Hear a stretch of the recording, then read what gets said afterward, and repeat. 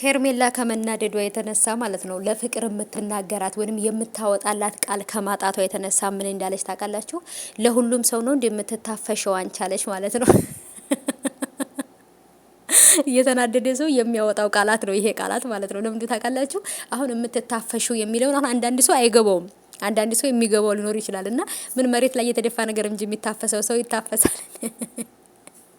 ሄርሜላ የኔ ልቃጠል ተቃጠለች ማለት ነው። በቃ ድር ድብን ብላለች እና ሰላም ሰላም፣ እንዴት ናችሁ? ወዶቼ ደህና ናችሁ? ከኔ ጋር ሁሉ ሰላም ነው። ሰላማችሁ ብዝት ይበልኝ። እንዴት አመሻችሁልኝ? ሁሉ ሰላም ነው ከኔ ጋር ሁሉ ሰላም ነው። ሁሉም አሸወይና ነው አለን። እንግዲህ ያው እነሱን ሳላያቸው በፊት ደህና ነበርኩኝ። አሁን ግን ሊያመኝ ነው መሰለኝ እነሱን ሳያቸውና አቅለሸለሸኝና ብቻ ግን ለማንኛውም በተለይ ደግሞ ቡዜን ከመሀላቸው ቡዜን ሳያት ነው ጭራሽ ያቅለሸለሸኝ ማለት ነው።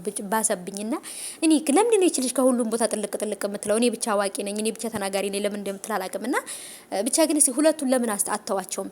ከፈለጉ ይደባደቡ። እኔ ቢደባደቡ በጣም ደስ ይለኛል። በነገራችን ላይ እንደዚህ ድብድብ ምናምን ያለበት ፓርት እንዴት አባቱ እንደሚያስደስተኝ በጣም ነው ደስ የሚለኝ። እና ስለዚህ ማለት ነው ውዶቼ እንግዲህ ሄርሜላ ለሁሉም ሰው ነው እንደምትታፈሸው አንቺ ሁሉም ያገኘ ሰው ነው እንዳንቺን የሚያፍስሽ ብላታለች። እንግዲህ ፍቅርንና ፍቅር ደግሞ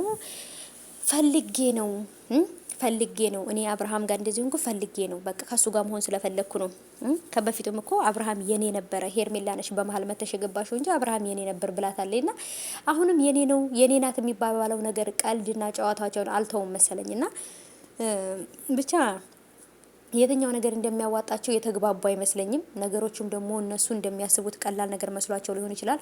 አሁን ላይ ግን ያሉበት ነገር ግን በጣም የህይወትና የመሞትና የመሻር ሁኔታ ላይ ናቸው ያሉት በነገራችን ላይና ከባድ ነው። አብርሃም አሁን ላይ ምን እያሰበ እንደሆነ ወዴት መሄድ እያሰበ እንደሆነ ምን እየወሰነ እንደሆነ ራሱ ማሰብ በጣም ከባድ ነው። በነገራችን ላይ በጣም ትልቅ ስትረስ ውስጥ ነው ያለው አብርሃም አሁን ላይ በእነሱ ምክንያት ሲያንሰው ነው እሱ እኮ